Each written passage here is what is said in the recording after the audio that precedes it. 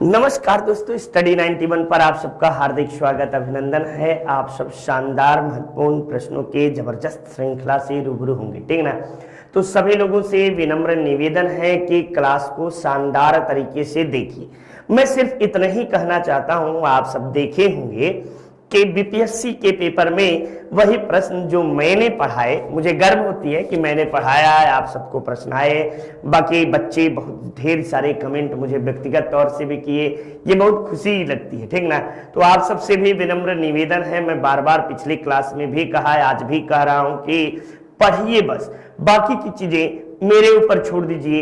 एक और बातें महत्वपूर्ण सूचना ये देनी है कि आप सब पेट की मैं श्रृंखला आगे कराने वाला हूं, ठीक ना। तो इस श्रृंखला को थोड़ी दिनों के लिए यहाँ पे रुकूंगा, या फिर नितिन सर से बात होने के बाद डबल श्रृंखलाएं आपको मिलेंगी। तो शानदार तरीके से आप अपनी तैयारी जारी रखिए। स्टडी 91 परिवार सदैव आपकी तैयारी के लिए आपके प्रति दृढ़ निश्चय है, ठीक ना। तो जो लोग पेड लिए हों या जो नहीं पेड खरीदे हों बैच, सभी लोग जो हैं आकर जरूर से क्लास देखिए, बस यही आप सबसे गुजारिश है। मैं देखता हूं, लोगों को भी देखता हूं, आप सबके कमेंट को भी पढ़ता हूं, और भी चीजें, चूंकि पहले मैं किसी को नहीं देखता था, लेकिन बाद में अब मैं भी देखना चालू किया कि आखिर लोग क्या बताते हैं, क्यों आप सब लोगों के पीछे। आप लोग सिर्फ शॉर्टकट चाहिए आप सबको, ठीक ना। प्रश्नों का कलेक्शन नहीं चाहिए। आप कितना चाहिए ये मुझे पता है, ठीक। लेकिन मैं सोचता हूं ना, मैं चाहूं तो थोड़े में भी काम चला सकता हूं, लेकिन मैं इसलिए नहीं चलाना चाहता कि आज आपको मैं थोड़ा सा देकर तो 20 दे दिया, लेकिन वो 20 परीक्षाओं में बड़ा घातक होती है, ठीक ना। तो विशेष नहीं कहूंगा, आप अपनी तैयारी, अपनी निरंतरता को जारी रखिए और सफलता की ओर उन्मुख होइए। इन्हीं शब्दों के साथ आइए शुरू करते हैं शानदार महत्वपूर्ण प्रश्नों की श्रृंखला को। ये हमारी संस्था की ओर से डेली का रूटीन है। 8 बजे करेंट अफेयर आपको मिलेगा, 9 बजे आपको इंडियन पॉलिटी मिलेगी, 10 बजे मैं स्वयं जीके जीएस के साथ उपस्थित रहता हूं, आपको 12 बजे रीजनिंग मिलेगा, ये आपको 1 बजे जियोग्राफी की क्लास मिलेगी, आपको मैथ्स 3 बजे, साइंस 6 बजे और 7 बजे शानदार पंकज सर के द्वारा आपको मिलता है क्लास। तो एकदम क्लास के साथ जुड़े रहिए, शानदार तरीके से अपनी तैयारी जारी रखिए। साथ ही साथ एक महत्वपूर्ण सूचना और भी आप सबको देना चाहता हूं कि पेट मॉक टेस्ट जो है, अब ये आपको दाम घट गया है, ठीक ना।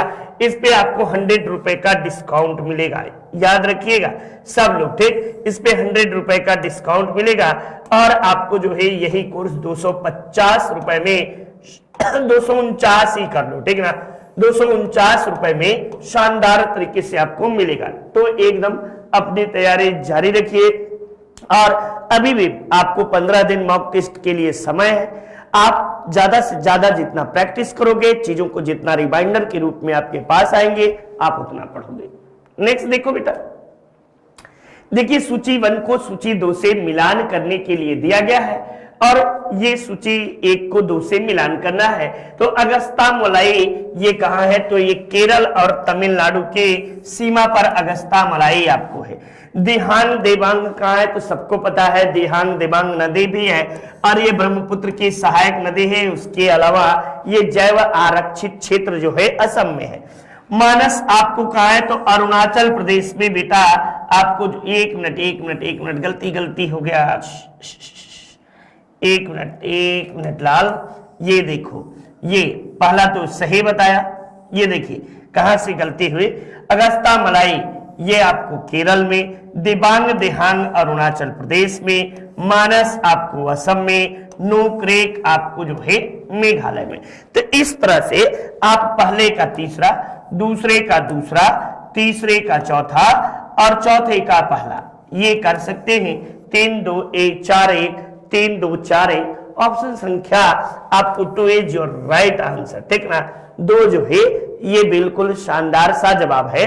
और आप अपने चीजों को देखिए, जरा सा मिस्टेक हुआ, दिमाग उलझा कि परीक्षाओं में समय भी लेना जारी कर दिया और चीजों को, ये चीजें आप सबको जाननी बहुत जरूरी है, ठीक ना। पारिस्थितिकी तंत्र के जैविक घटकों में कौन उत्पादक होता है, तो आपको पारिस्थितिकी तंत्र के जो है 3 घटक होते हैं। पहले तो याद रखिए कि ये आपको कितने जैविक घटक होते हैं, ये घटक कितने होते हैं, तब आप याद रखिएगा 2 प्रकार के घटक होते हैं, 2 प्रकार के घटक, एक आपको जैविक घटक और एक अजैविक घटक, ठीक ना। जैविक घटक और दूसरा अजैविक घटक, ठीक, ये याद रखिएगा आप सब। अब यहां से कह रहा है तो ये आपको 3 भागों में बांटा गया है, पहला उत्पादक, दूसरा उपभोक्ता और तीसरा अपघटक, ठीक ना, अपघटक, ये 3 भाग है। अब पूछ रहा है कि उत्पादक घटक कौन सा है, तो उत्पादक में पेड़ पौधे आपको उत्पादक आते हैं, ठीक ना। ये कौन आते हैं, तो हरे पेड़ पौधे उत्पादक होते हैं, पेड़ पौधे, ये याद रखिए। उपभोक्ता में क्या है, तो आपको जो भी गाय बकरी भेड़ बाघ आदमी सब है। अब घटक में क्या है, तो अब घटक में छोटे छोटे कृमि जो होते हैं, ये आपको अब घटक के रूप में काम करते हैं। तो ये सारी बातें आप सबके लिए शानदार तरीके से उम्मीद करता हूं कि किसी का गलत नहीं होगा और होना भी नहीं चाहिए बेटा। नेक्स्ट, मरुस्थल शाश्वत ऊर्जा उत्पादन के प्रभावकारी स्रोत होता है। एक तरफ कथन और कारण दिया है। कथन कहता है कि मरुस्थल जो है शाश्वत ऊर्जा उत्पादन का प्रभावकारी स्रोत हो सकता है। बिल्कुल बेटा, ये प्रभावकारी स्रोत होता है, ये 100% सही है। जितनी ऊर्जा मानव जाति 1 वर्ष में उपयोग करती है, उससे अधिक ऊर्जा मरुस्थल 6 घंटों में सूर्य से प्राप्त कर लेता है। बिल्कुल सही बात है। और यहां आप बताइएगा कथन और कारण दोनों सही है और आपको जो है RA की सही व्याख्या कर रहा है, यानी कारण का कथन जो है, कथन का कारण सही व्याख्या कर रहा है, ठीक ना। तो एकदम शानदार तरीके से आप अपनी तैयारी जारी रखिए और महत्वपूर्ण चीजों को देखते भी चलिए। निम्न में से कौन सा गैस जो है ग्रीन हाउस प्रभाव में योगदान देता है? ये सब वेरी वेरी इंपॉर्टेंट क्वेश्चन, चाहे आप मास्टर का परीक्षा देने जाओगे, चाहे PCS देने जाओगे, चाहे पेट देने जाओगे, चाहे सेट, आप कोई भी एग्जाम देने जाओगे, ये प्रश्न हमेशा बनता है। अब इसमें ग्रीन हाउस गैस में कौन कौन से हैं, तो मैं कई बार बताया हूं, CO2 सबसे अधिक होता है, फिर N2O होता है, ठीक ना, नाइट्रस ऑक्साइड होता है, फिर CH4 मीथेन होता है, फिर O3 आपको होता है और जलवाष्प, ठीक ना, ये जलवाष्प, ये सब के सब बेटा ग्रीन हाउस होते हैं। अब यहीं पे आपको जो है अमोनिया और ओजोन मैंने बताया O3 होता है, लेकिन कार्बन मोनोऑक्साइड नहीं, सल्फर डाइऑक्साइड होता है, कार्बन टेट्राफ्लोराइड नहीं, ये होता है, लेकिन ऑप्शन संख्या इसमें आपको जो है सारा मिलेगा। तो इस तरह से आप देखिए शानदार तरीके से इन चीजों को कर सकते हो और गलतियों से बच सकते हैं आप सब, ठीक ना। तो अपनी तैयारी निरंतर रूप से जारी रखिए। उम्मीद यही करता हूं कि कहीं भी गलतियां नहीं होंगी। निम्न आर्द्र क्षेत्रों में से किन्हें रामसर का दर्जा प्राप्त है? चिल्का झील को, लोकटक झील को, केवलादेव को या बुलर झील को, ठीक ना। रामसर क्षेत्र में किसे दर्जा प्राप्त है? ये प्रश्न आपसे पूर्व में आए हुए प्रश्न है, यही प्रश्न आपसे पूछा गया है। तब आप क्या जवाब दोगे? तो इसमें बता दीजिएगा कि सब के सब बेटा रामसर स्थल में शामिल है, ठीक ना। रामसर कन्वेंशन आपको कब हुआ था? तो पहली बार 1975 ईस्वी में रामसर कन्वेंशन हुआ था। और ये कहां? तो ईरान के रामसर में। कहां पे? ईरान के रामसर में। ये बात याद रखिए, रामसर में, ईरान के रामसर में ये हुआ था। अब देखिए वर्तमान में कुल कितने आर्द्र भूमि हैं? तो वर्तमान में भारत में बेटा वर्तमान में कुल 75, कितने? 75 आर्द्र भूमि है। सबसे अधिक किस राज्य में आर्द्र भूमि है? तब भी आप बता सकते हैं सर्वाधिक आर्द्र भूमि, ठीक ना। सर्वाधिक आर्द्र भूमि किस राज्य में है? आर्द्र भूमि, तब आप तमिलनाडु का जवाब दीजिएगा। किसमें? तमिलनाडु, ठीक, तमिलनाडु में आपको आर्द्र भूमियों की संख्या सर्वाधिक है और लगभग इसमें आपको कितने हैं, तो 14 आपको आर्द्र भूमि क्षेत्र हैं। कितने? 14। और दूसरे नंबर पे कौन है, तो दूसरे नंबर पे यानी सेकंड स्थान पर कौन है, तो बताइएगा अपना यूपी है और 10 आर्द्र भूमियां हैं। कितनी? 10 आर्द्र भूमियां हैं। ये भी आप सब याद रखते चलिए, ठीक ना। इसके अलावा भारत का पहला आर्द्र भूमि कौन बना था, तो चिल्का और केवलादेव, ठीक ना, जिसे गहना पक्षी अभयारण्य कहते हैं। यही आपको भारत का पहला आर्द्र भूमि क्षेत्र था। आर्द्र भूमि दिवस कब मनाया जाता है, तो आर्द्र भूमि दिवस बेटा 2 फरवरी को आर्द्र भूमि दिवस के रूप में मनाते हैं। ये भी आप याद रखिए, 2 फरवरी को आर्द्र भूमि दिवस के रूप में मनाया जाता है। चलिए देखिए, यूजीसी नेट शानदार तरीके से पेपर 1 हमारी संस्था की ओर से आपको पढ़ाया गया है। ये कंप्लीट कोर्स है, 2199 रुपए का। और हरी अब जल्दी करिए, परीक्षाएं दिसंबर में होंगे, कहीं तैयारी आप सबके आपको जो है कि लेट न हो जाए, कहीं देर न हो जाए, चीजें आप सब समझते हैं। नेक्स्ट देखिए, 1026 ईस्वी में 1026 गलत डेट है बेटा, 1025 होना चाहिए, ठीक ना। 1025 ईस्वी में प्रसिद्ध सोमनाथ के मंदिर पर हमला और लूटपाट किसने किया था, तो 1026 ईस्वी में आपको एक छोटा सा सीरियल आता था डीडी 1 पे, आप सबको याद होगा या नहीं, शोभा सोमनाथ की। कभी आप देखिएगा डीडी 1 पे या इस पे देखिएगा, उसमें सारी बातें आपको बताया गया है, ठीक ना। तो ये आपको महमूद गजनवी के द्वारा, इसी के द्वारा आपको आक्रमण किया जाता है 1025 ईस्वी में। उसमें यदि पूछे कि वहां का राजा कौन था, तो भीमदेव प्रथम जो था, यही उसमें वहां का राजा था, ठीक ना। सोमनाथ का यहाँ पे यानी गुजरात, ये सोमनाथ मंदिर कहाँ है, तो गुजरात में है, गुजरात में है, एक एक सीक्वेंस में, ठीक ना। और ये 12 ज्योतिर्लिंगों में से एक लिंग में से एक और इसके आधुनिक निर्माता किसे कहते हैं, तो आधुनिक निर्माता इसे सरदार वल्लभ भाई पटेल या पुनरुद्धारक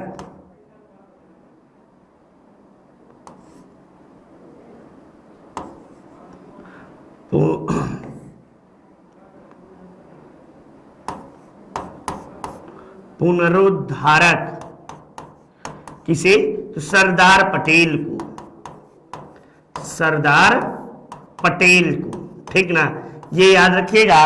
और उसमें आपको जो है कि उसमें राजा कौन था, तो उस समय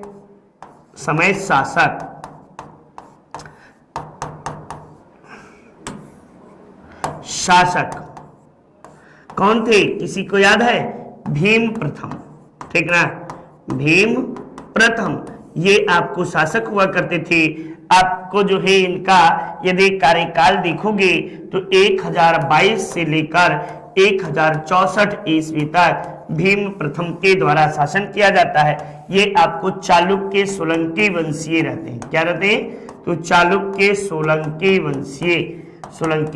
वंशीय राजा रहते हैं। ये सब बातें आपको मैंने कई बार बताया है, तो ये सब गलतियां नहीं करिएगा भीमदेव प्रथम के विषय में, ठीक। चलिए नेक्स्ट देखो बेटा, अगला प्रश्न है कि फिरोज शाह तुगलक द्वारा स्थापित दारुल उल सफा क्या था, तो दारुल उल सफा को क्या कहते थे, तो यहाँ पे याद बता दीजिएगा कि उसे दीवान एक खैरात कहते थे या दान विभाग को। तो फिरोज शाह तुगलक ये सचुरा बहुत ढेर सारे संस्थाओं के स्थापना किया था, ठीक ना। इसके विषय में आप जानकारी ले सकते हैं। इसका शासनकाल 1351 से 88 तक यह गद्दे पर आपको रहता है, ठीक। इसके अलावा ये आपको इसने कई विभाग स्थापित किए, जैसे दानशाला विभाग जो था, जिसे दीवान ए खैरात कहते थे, क्या कहते थे, दीवान ए खैरात के नाम से उसे जाना जाता था, खैरात कहते थे। अब देखो, दान विभाग के बाद इसने एक आपको रोजगार विभाग बनाया था, रोजगार विभाग, इसे जो कहते थे दीवान इश्तिहार, ठीक ना, दीवान ए इश्तिहार, और इसी के द्वारा दीवान ए बंदगान, ये आपको दास विभाग था, दास विभाग, ठीक ना। ये सब बात याद रखिए, सारी चीजें। और ये जो था चलता फिरता अस्पताल जो था, यही दार उल शफा कहलाता था। 2017 के पीसीएस में आप जाओगे तो आपको ये प्रश्न मिलेगा, यूपी पीसीएस के प्री एग्जाम में आपको ये प्रश्न सामान्य तरीके से उपलब्ध रहेगा। नेक्स्ट देखिए, निम्न में से किसने जहांगीर के विरुद्ध विद्रोह किया था? आसफ खां, खुर्रम, महावत खां या खुसरो? तो ये आसफ खां जो था ये जहांगीर का सेनापति था। क्या था? सेनापति, एक तरह से कह सकते हो। इसके अलावा ये नूर जहां का भाई था, नूर जहां का भाई, और एवं आपको जो है कि शाहजहां का ससुर, शाहजहां का ससुर था। मुमताज महल जो थी ना, ये मुमताज का या मुमताज का बाप, ताज का अब्बू, ये मुमताज के अब्बू थे, ठीक ना, ये याद रखिए। तो ये बातें आप याद रखिएगा शानदार तरीके से। खुर्रम बोले तो शाहजहां, आपको जो है महावत खां ये सेनापति थे, सेनापति। खुसरो जो था ये आपको जहांगीर का पुत्र, ये सब के सब विद्रोह किए थे। इसने 1506 ईस्वी में विद्रोह किया था। खुर्रम के द्वारा आपको कब विद्रोह किया जाता है? तो खुर्रम जो है 1523, सॉरी ये 1600 यार, 1606 में, खुर्रम 1623 में आपको, और ये 1626 ईस्वी में, ठीक। तो ये सब विद्रोह करते हैं। इस तरह आप इन तीनों को कह सकते हैं। शाहजहां जो है ये आपको जो है कि आसफ खां के उकसावे में आकर जहांगीर के विरुद्ध विद्रोह कर देता है, लेकिन इसके विद्रोह को महावत खां के द्वारा दबा दिया जाता है। वही जब महावत खां विरोध करता है तो शाही सेना के द्वारा विद्रोह को दबा दिया जाता है। और खुसरो को तो हाल ही मत पूछो, खुसरो को अंधा कर दिया गया, जहांगीर के द्वारा अंधा करवा दिया गया। साथ ही बाद में आपको जो है कि शाहजहां के द्वारा इसकी हत्या करवा दी जाती है। तो ये सारी बातें आप सबके लिए। तो इस तरह से ऑप्शन संख्या 2, 3, 4 इज योर राइट आंसर, ये मानिएगा, यही बिल्कुल सही जवाब रहेगा। नेक्स्ट देखिए बाबू, अकबर के बाद सत्ता संभालने वाले उसके पुत्र सलीम, ये सलीम बोले तो अनारकली और सलीम की कहानी आप सबको याद होगा, ठीक ना। तो ये सलीम कोई और नहीं, जहांगीर थे, ठीक ना। जहांगीर साहब थे को आपको जो है कि खिताब मिला जिसका अर्थ होता है विश्व विजेता। तो ये आपको जो है कि जहांगीर का अर्थ होता है विश्व विजेता, ठीक ना। शाहजहां मतलब जहां का बादशाह, या बादशाह जहां बना, तो ये जहांगीर को आपको जो है विश्व विजेता। नूर जहां को नूर ए महल, आपको जो है कि अकबर सबके नाम के आगे होता है, अकबर का अर्थ होता है महान, ठीक ना। जैसे आप हुमायूं आओगे, हुमायूं का अर्थ होता है भाग्यवान, ठीक, भाग्यवान। उतना ही अभागा आदमी था ये, ठीक ना, ये भाग्यवान के बदले में अभागा था। तो ये सब अर्थों का अपना मतलब होता है। तो ये चीजें भी आप सामान्य तरीके से देख सकते हैं। जहांगीर के विषय में यदि शासनकाल देखोगे तो इसका शासनकाल जो था ये 1606 से लेकर 1627 ईस्वी तक आपको गद्दी पर रहा। कई 28 देता है, 27-28 कर सकते हो, ये आपको गद्दी पर रहा, ठीक ना। तो ये शानदार तरीके से आप प्रश्नों को हल करिएगा।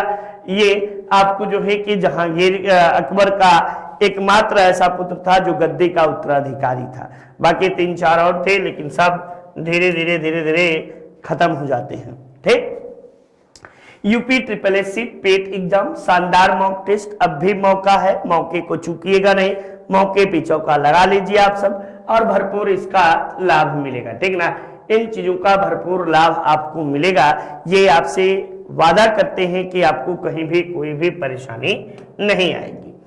इसके अलावा मोहम्मद गोरी द्वारा पृथ्वी किस वर्ष पृथ्वीराज तृतीय से पराजित हुआ था? तो पहली बार आपको जो है मोहम्मद गोरी किस वर्ष, तो ये पृथ्वीराज तृतीय, जिसे ये राय पिथौरा कहते हैं, क्या कहते हैं? राय पिथौरा के नाम से हम लोग जानते हैं, ये राय पिथौरा थे। पृथ्वीराज कौन थे? पृथ्वीराज तृतीय। और ये आपको जो है 1191 ईस्वी में पानीपत का युद्ध, ठीक ना, सॉरी तराइन का प्रथम युद्ध इसी में आपको जो है पराजित किए थे और 1192 में तराइन का द्वितीय युद्ध में पराजित हुए, सेकेंड युद्ध में पराजित हुए। ठीक ना, और इसी युद्ध के बाद आपको जो है कि भारत में मुस्लिम सत्ता की स्थापना हुई, भारत में मुस्लिम शासन की स्थापना हुई।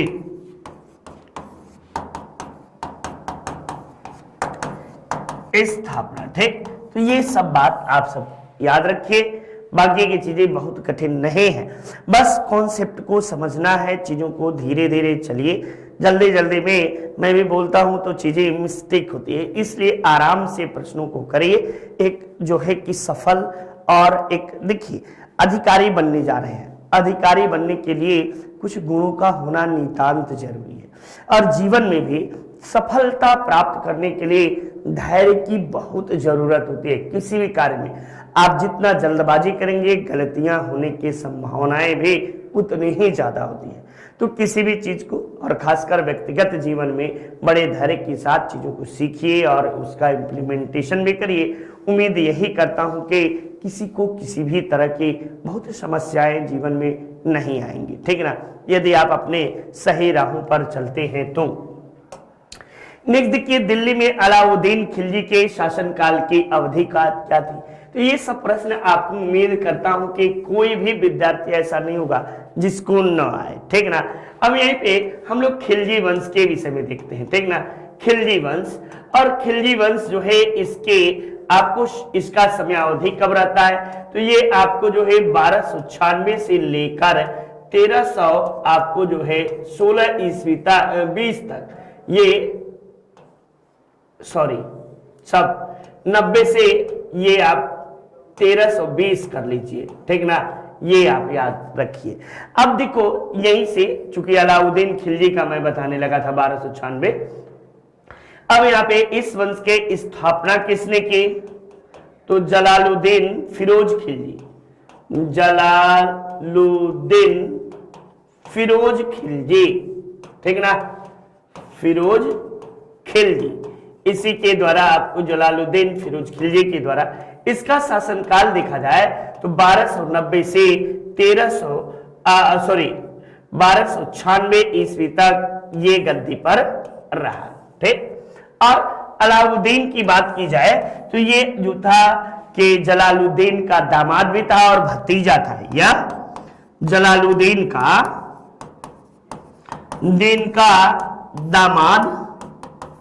दामाद एवं भतीजा। इसका बचपन का नाम क्या था? बचपन का नाम तो अली गुरसप। क्या था? अली गुरसप। अली गुरसप इसका बचपन का नाम था। ये बिल्कुल अनपढ़ था, अनपढ़, एकदम से याद रखिएगा। और इसका शासनकाल जो था वो 1296 से 1316 ईस्वी तक इसका शासनकाल रहा। इसके समय में बाजार नियंत्रण प्रणाली आई। इसके समय में आपको जो है कि सेना एकता व्यवस्था को समाप्त कर दिया गया। इसी के समय घोड़ा दागने की हुलिया वृद्धि आई। तो ये सारी चीजें इसके समय में कार्य हुआ, ठीक ना। तो ये बातें भी आप सब उसके साथ याद रखते चलिए, देखते चलिए। नेक्स्ट देखिए, भक्ति आंदोलन को उत्तर भारत में लाने का श्रेय आपको किसे जाता है? तो भक्ति आंदोलन का जन्म कहां होता है, पहले तो ये जानिए, ठीक ना। भक्ति आंदोलन का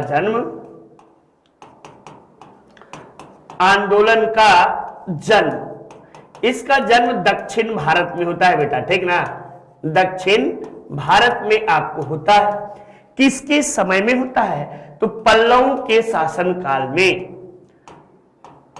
पल्लवों के शासनकाल में ये दो संप्रदाय जन्म लेते हैं, एक अलवार और दूसरे नयनार। अलवार जो थे ये वैष्णव भक्त थे और दूसरे नयनार जो थे ये शैव भक्त थे। अब यहीं से आपको रामानंद के द्वारा उत्तर भारत से दक्षिण भारत में आपको जो है कि भक्ति आंदोलन लाने का श्रेय दिया जाता है। रामानंद के 12 शिष्य थे, इनके 12 शिष्य थे, ये आपको रामाश्रयी शाखा के थे, ठीक ना। रामाश्रयी शाखा से संबंधित थे, ये भी बात आप याद रखिए, चीजों को देखते चलिए, ठीक ना। ये नेक्स्ट देखिए, आपको निम्न में से किस शासक की मृत्यु उसके पुस्तकालयों से गिरकर हुई थी? अच्छा, ये आप सबको पता होना चाहिए, जहांगीर था, शाहजहां था, बाबर था या हुमायूं था? तो वह व्यक्ति बेटा आपको जो है जवाब जल्दी से दीजिए, हुमायूं था, ठीक। हुमायूं वह व्यक्ति था और हुमायूं के द्वारा आपको जो है एक दीन पनाह भवन का निर्माण किया गया था। दीन पनाह भवन, ये दीन पनाह भवन जो है बनवाया गया था, कहां? दिल्ली में। और इसी में चूंकि जो हुमायूं बहुत पढ़ा लिखा था और पढ़ने लिखने का बड़ा शौकीन था, साथ ही साथ उसकी ज्योतिष विद्या, भूगोल और गणित में बहुत अधिक रुचि भी थी, ठीक ना। तो इसी कारण उसने एक पुस्तकालय बनवाया था और इसी दीन पनाह भवन में पुस्तकालय था, ठीक। पुस्तकालय जिसका नाम था शेर ए मंडल। क्या था? शेर ए मंडल।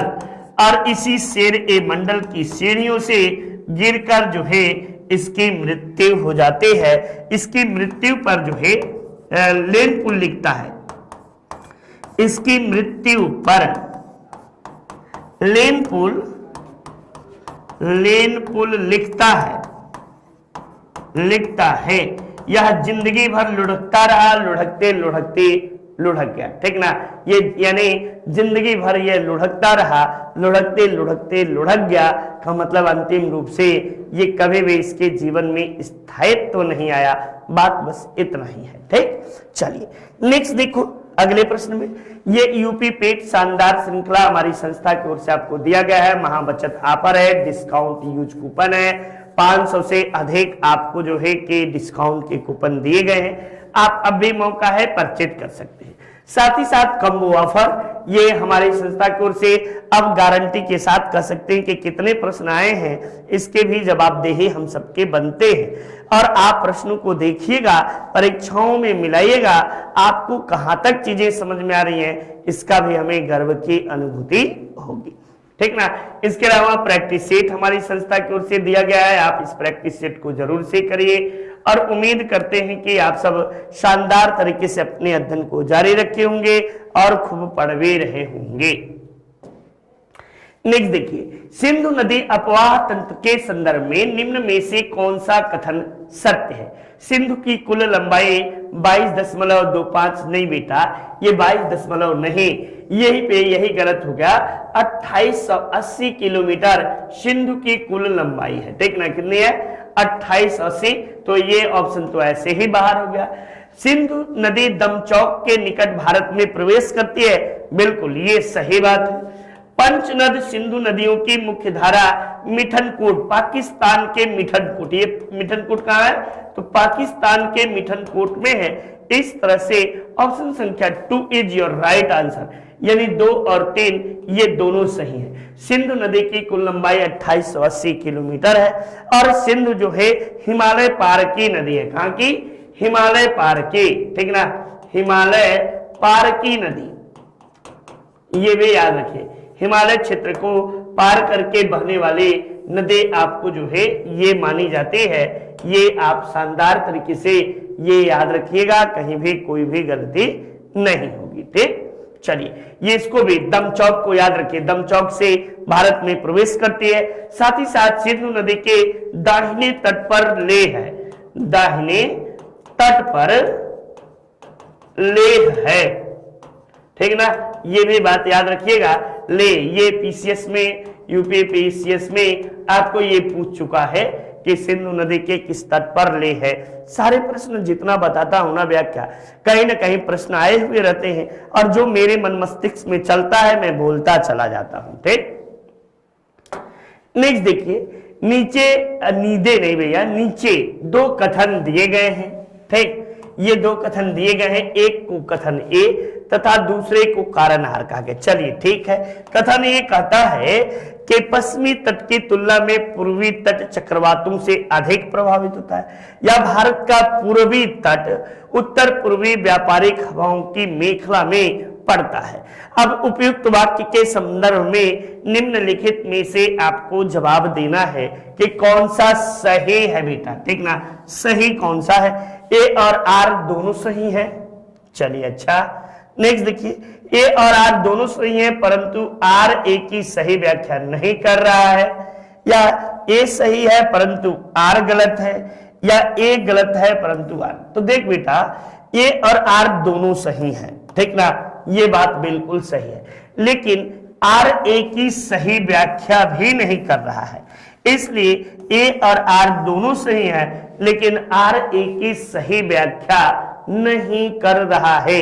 ये याद रखिएगा, इस तरह के प्रश्न हमेशा आपसे गलतियां कराने के लिए ही ये प्रश्न लाए जाते हैं। ठीक ना, कि आप गलतियां करो बाबू, और जितना गलती करोगे उतना मजा आएगा।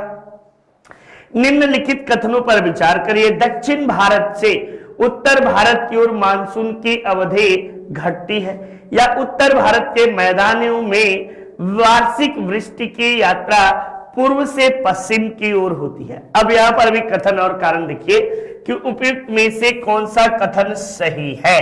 केवल एक सही है, केवल दो सही है, केवल एक और दो दोनों सही है, न तो एक सही है न तो दो सही है।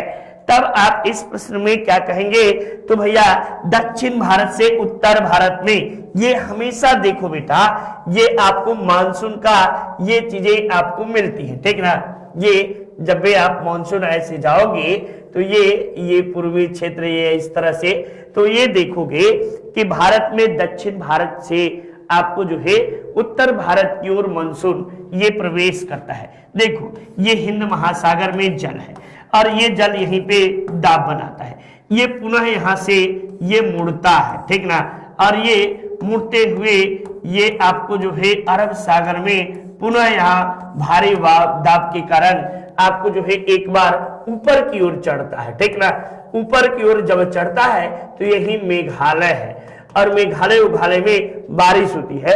तो दक्षिण भारत से उत्तर भारत की ओर मानसून गया, बिल्कुल सही है।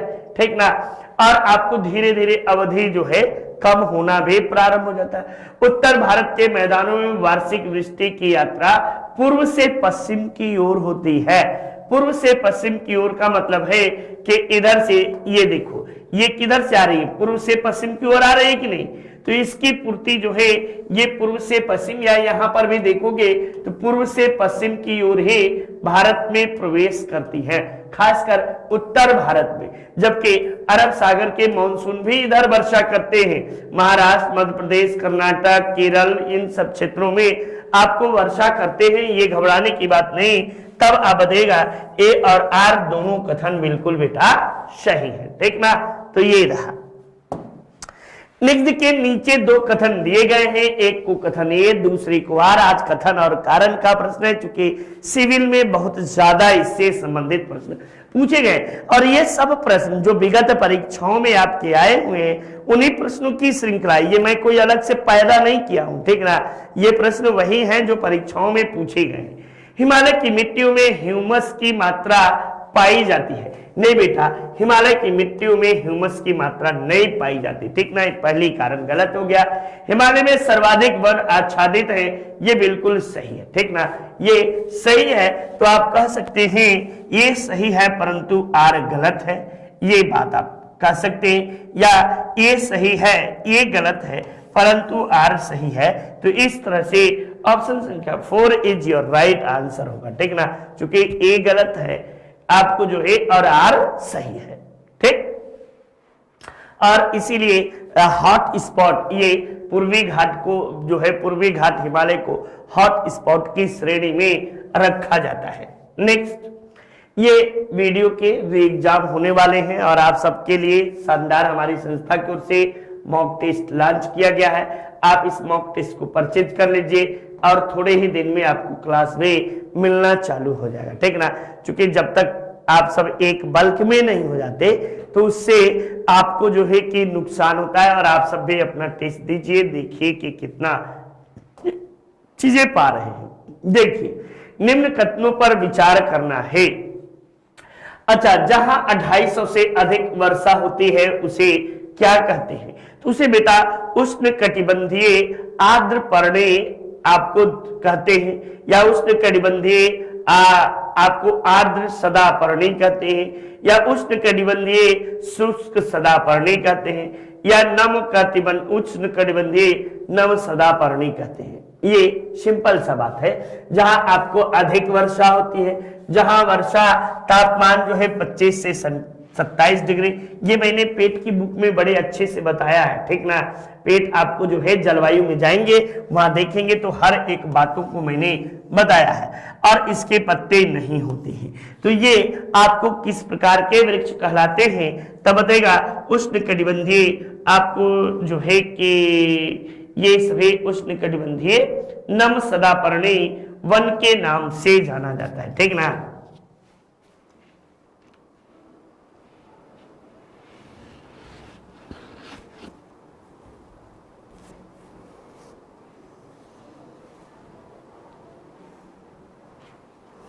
हाँ, ये नम सदापर्णी, चूंकि यहां पे एक शब्द दे रहा है बेटा, ये औसत आर्द्रता नमी बनी रहती है, तो इसी कारण यह शुष्क नहीं कर सकते, ठीक ना।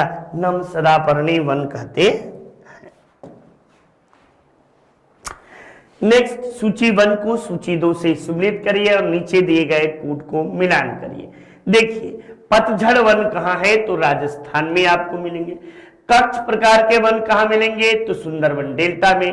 कच्छ वनस्पति को मैग्रो वन भी कह सकते हो, ठीक ना, मैग्रो वन।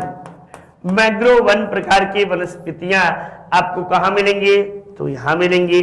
शंकुधारी प्रकार के वन आपको कहां मिलेंगे? तो हिमाचल प्रदेश में। और उष्ण कटिबंधीय प्रकार के आपको वन कहां मिलेंगे? तो साइलेंट वैली में। तो पहले का चौथा, दूसरे का दूसरा, तीसरे का पहला, चौथे का तीसरा। कहीं है बेटा? ऑप्शन देखो, ये 4 2 1 3, ऑप्शन संख्या 4 इज योर राइट आंसर, ठीक ना। 4 जो है ये 4 विकल्प बिल्कुल आपका शानदार सा जवाब है और सही भी है। नेक्स्ट देखिए, यहाँ पे सूची 1 को सूची 2 से सम्मिलित करना है और नीचे दिए गए कूट का मिलान करना है। ये पंचमढ़ी कहाँ है बेटा? तो मध्य प्रदेश में है। से ये कोल्ड डेजर्ट कहाँ है? तो ये हिमाचल प्रदेश में है। डिब्रूगढ़ सैखोवा कहाँ है? असम में है। शेषाचलम की पहाड़ियां आपको आंध्र प्रदेश में है। तो पहले का चौथा, दूसरे का पहला, तीसरे का दूसरा और चौथे का तीसरा, यानी 4 1 2 3, 4 1 2 3, ये 4 1 2 3 शानदार तरीके से आपको प्रश्न आए हुए हैं, ठीक ना। तो एकदम विगत वर्षों की भांति इस वर्ष में आपको मैं पेट की शानदार श्रृंखला देने वाला हूं, ठीक ना। तो पेट की शानदार श्रृंखला के लिए आप सब कमर बांध लीजिए और YouTube पे प्रैक्टिस कुछ कराऊंगा 100 क्वेश्चन का। बस वो दिन आपका रहेगा, प्रैक्टिस करिएगा और फिर परीक्षा देकर आइएगा, तब बताइएगा कि गुरुजी आप जो बताए रहे उनमें से नहीं आए, ठीक ना। तो ये रहा।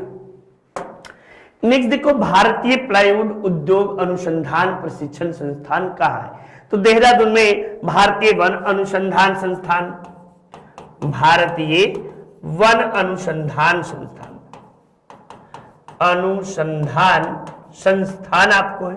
यहाँ पे आपको भारतीय कृषि अनुसंधान संस्थान, ठीक ना, कृषि अनुसंधान संस्थान। बेंगलुरु में आपको ढेर सारा है, ठीक ना, भारतीय अंतरिक्ष अनुसंधान संस्थान, अंतरिक्ष अनुसंधान संस्थान। अल्मोड़ा, अल्मोड़ा आपको सॉरी ये आपका उसके अनुसार जो है ये आपको कहाँ है, तो ये बेंगलुरु में ही है, ठीक ना, बेंगलुरु में ही है आपको भारतीय प्लाईवुड उद्योग प्रशिक्षण केंद्र। इसके अलावा अल्मोड़ा में आपको क्या है, तो अल्मोड़ा में बता दीजिएगा विवेकानंद पर्वतीय कृषि अनुसंधान संस्थान, विवेकानंद पर्वतीय कृषि अनुसंधान संस्थान, अनुसंधान संस्थान। ये याद कर लीजिए, ये सब चीजें आप सबके लिए ही बताया जाता है, ठीक ना, तो ये चीजें शानदार तरीके से अपना करते चलिए। निम्न में से कौन सा युग्म सही सुमेलित नहीं है? देखिए ये महानुभाव लोग यहाँ पे बांध यहाँ लिख दा बेटा, यहाँ बांध लिखला और यहाँ नदी लिखला, ठीक ना, उल्टा सीधा सा पीपीटी बनाए हैं। ये जगहों नहीं दिए हैं कि कौन सा सही सुमेलित है। गांधी सागर चंबल पे, सरदार सरोवर नर्मदा पे, नागार्जुन कृष्णा पर, या तिलैया बांध कोनार पर। तो भैया तिलैया बांध बराकर नदी पर है। किस पर है? बराकर नदी, यही सही जवाब होगा। तिलैया बांध नहीं है, बाकी गांधी आपको सागर जो है ये चंबल पर है, आपको जो है सरदार सरोवर ये नर्मदा पर है, नागा अर्जुन कृष्णा, कृष्ण और अर्जुन याद रखिएगा, तो ये आपको कृष्णा नदी पर आपको मिलेगा। नेक्स्ट देखिए, अब हिंदी नितिन सर के द्वारा ऑल कॉम्पिटिटिव एग्जाम के लिए शानदार श्रृंखला आपको मिलेगी और उम्मीद यही करते हैं कि आप सब अपनी तैयारी भी शानदार तरीके से जारी रखे होंगे, ठीक ना, तो अपनी तैयारी भी शानदार तरीके से जारी रखिए और आपको चीजें मिलेंगी। त्रिवेणी नहर का संबंध कहाँ है? त्रिवेणी नहर जो है ये बिहार की है। कहाँ का? बिहार में आपको है, और बिहार में जो है ये खासकर ये आपको कहाँ है, तो गंडक नदी के किनारे है, ठीक ना, या गंडक नदी से ही यह निकली है और इसे तिरहुत उत्तरी नहर और दक्षिण पूर्वी नहर और पश्चिमी नहर के रूप में जानते हैं। तो ये आपको बिहार की नहरों के सबसे बड़ी परियोजना के रूप में जानी जाती है, जबकि बिहार की पहली नदी परियोजना नहर परियोजना जो है ये सोन परियोजना है, ठीक ना, सोन नदी पर नहरों का निर्माण पहली बार आपको हुआ था।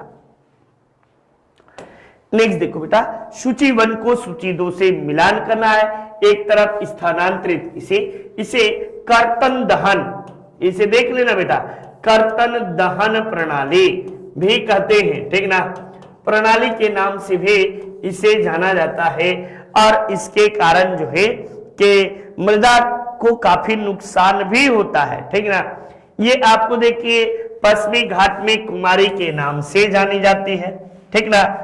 ये उत्तर पूर्वी भारत में इसे झूम कृषि यानी पहले का चौथा और तीसरे का तीसरा, पहले का चौथा तीसरे का तीसरा मिल गया यहीं पे बेटा।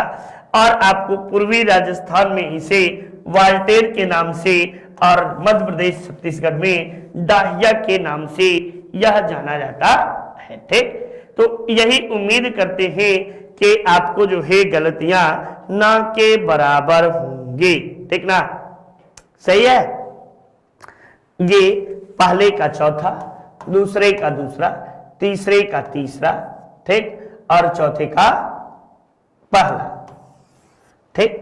तो ये ऑप्शन संख्या 1 इज योर राइट आंसर होगा बेटा। ये एकदम से सही जवाब लगाइएगा, घबराइएगा नहीं, सभी लोगों का जवाब बिल्कुल शानदार होगा, ठीक। तो एकदम शानदार तरीके से आप सब याद रखिए, चीजों को करते चलिए। देखो, राजस्थान में चल रहे शुद्ध के लिए युद्ध अभियान के हाल ही में भीलवाड़ा में भी इस अभियान की शुरुआत की गई। यह अभियान किसी से है? तेल की कमी से है, सब्जियों में कीड़ों से है, चीनी में कम मिठास से है, या खाने में मिलावट? तो अब देखो, नाम ही बड़ा अच्छा है, शुद्ध के लिए युद्ध अभियान, यानी शुद्धता किसके लिए? तेल में शुद्धता, सब्जी में, चीनी की मिठास में, या किस में, तब आप बताइएगा कि यह अभियान जो है खाने के पदार्थों में मिलावट से संबंधित आपको अभियान माना जाता है, ठीक ना। तो ये अभियान आपको जो है मिलावट से। अब सीएम के, यहाँ का सीएम कौन है राजस्थान के, तो अशोक गहलोत का नाम जानते हैं। यहाँ के आपको जो है कि राज्यपाल कौन है, तो कलराज मिश्रा जी यहाँ से राज्यपाल है, ठीक ना। यहाँ से राज्यपाल, ठीक, राज्यपाल ये कौन है, तो आपको जो है कि कलराज मिश्रा, कलराज मिश्र जी, ठीक ना। यहाँ की आपको राजधानी कहाँ है, तो ये भी आप जयपुर, जयपुर को आप सब पिंक सिटी कहते हैं, ठीक ना। इसके अलावा आप यहाँ लोकसभा सीट, लोकसभा सीट ये सब अभी ऐसे ही स्टैटिक के साथ मिला लीजिए, यहाँ पे आपको 25 सीटें मिलेंगी। और राज्यसभा के लिए, राज्यसभा की सीटें कितनी हैं, तो यहाँ से 10 है, ठीक ना। तो ये सब बातें भी छोटी छोटी मगर मोटी बातें आप सब याद करते चलिए, क्योंकि सिविल के एक्सपीरियंट को सब कुछ आना चाहिए। मैं सीधी सीधी बात जानता हूं, ठीक ना। यदि आप सिविल मन में लेकर जेहन आए तो आपको हर एक चीजें पता होनी चाहिए और आपकी तैयारी भी उसी दिशा में निरंतर रहना चाहिए। हड़प्पा संस्कृति दुनिया का सबसे बड़ा संग्रहालय कहाँ बनाया जा रहा है, तो ये करंट का मुद्दा है और ये बनाया जा रहा है राखीगढ़ी में। कहाँ पे, राखीगढ़ी। ये राखीगढ़ी जो है विलुप्त घग्गर नदी के किनारे है। घग्गर यानी सरस्वती जिसे कहते हैं, इसी नदी के तट पर है।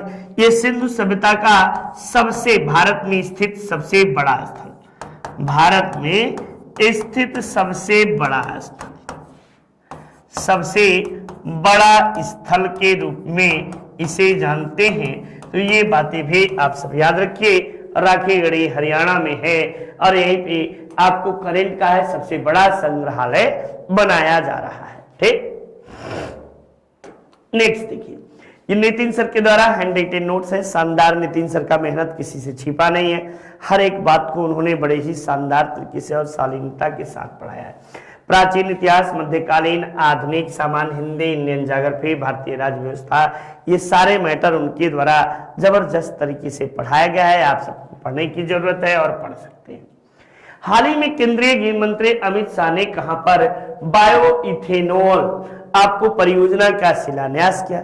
बायो इथेनॉल पर आपको जो है कि ये गोरखपुर, मुंबई या सूरत में या लखनऊ में, तब आप इस प्रश्न का जवाब दीजिएगा कि यह योजना आपको जो है सूरत में आपको शुरू किया गया। इसके अलावा आपको जो है भारत ने आपको 2030 तक 20% इथेनॉल के उपयोग का लक्ष्य रखा है। कितना, 2030 तक, ठीक ना। 2030 तक 20% आपको जो है पेट्रोल और डीजल में इथेनॉल को मिलाने का, पेट्रोल के साथ प्रयोग का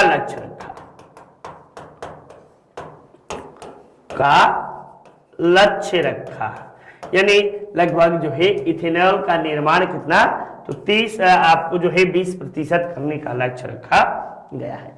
16 सितंबर 2022 को भारत के पहले लिथियम सेल उत्पादन का संयंत्र कहां शुभारंभ। अब देखिए इसका आपको जो है 16 सितंबर को विश्व ओजोन दिवस के रूप में हम लोग मनाते हैं ना, ये विश्व ओजोन दिवस, ठीक, विश्व ओजोन दिवस के रूप में मनाया जाता है। और इसी दिन भारत का सबसे बड़ा आपको जो है शुभारंभ, ठीक ना, कहां से किया जाएगा, तब आप बताइएगा कि 16 सितंबर को इसका शुभारंभ बेटा आपको तिरुपति आंध्र प्रदेश से किया जाएगा, ठीक ना, तिरुपति आंध्र प्रदेश से, ठीक।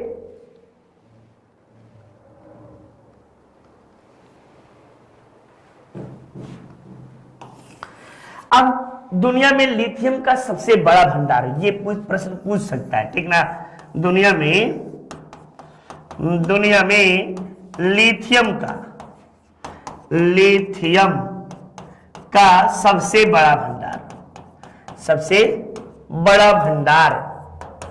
तो ये बता दीजिएगा भंडार आपको जो है कहाँ है, तो चिली में है। चिली, वही चिली जो तांबे के उत्पादन में विश्व में पहले स्थान पर है, ठीक ना। तांबे के उत्पादन एवं भंडारण में पहले स्थान पर, में प्रथम स्थान पर, ठीक ना। तो ये महत्वपूर्ण बातें रही।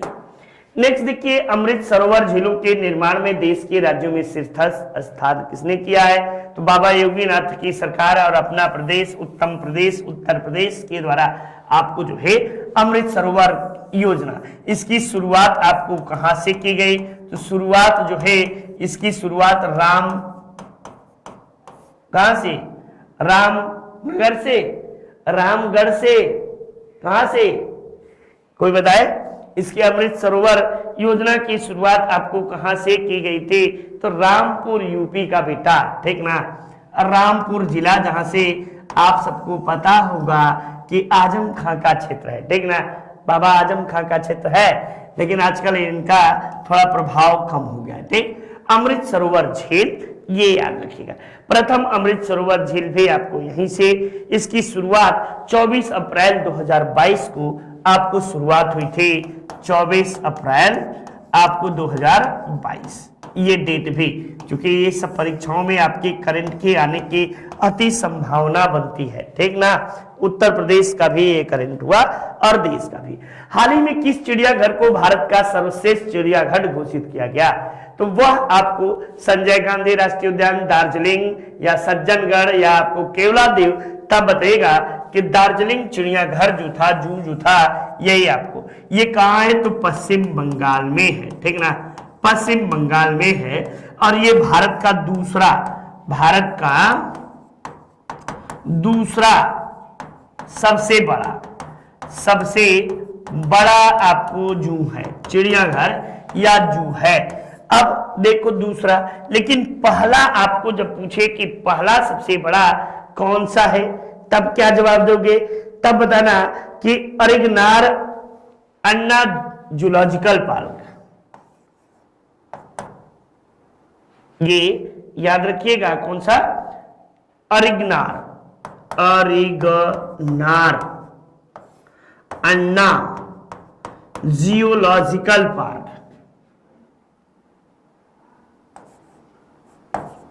लॉजिकल पार्क, ये जियोलॉजिकल पार्क जो है ये सबसे बड़ा है, सबसे लंबा एवं बड़ा। तो इस तरह से आप शानदार तरीके से देख रहे होंगे, ये आप सबके लिए है, ठीक ना। ये प्रथम पब्लिक जू भी है, ठीक। तो ये आप याद रखिएगा। चलिए,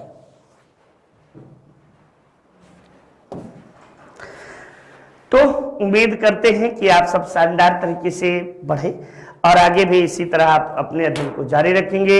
आपको भगवान सद्बुद्धि दे, इन्हीं कामनाओं के साथ जय हिंद, जय भारत, नमस्कारम।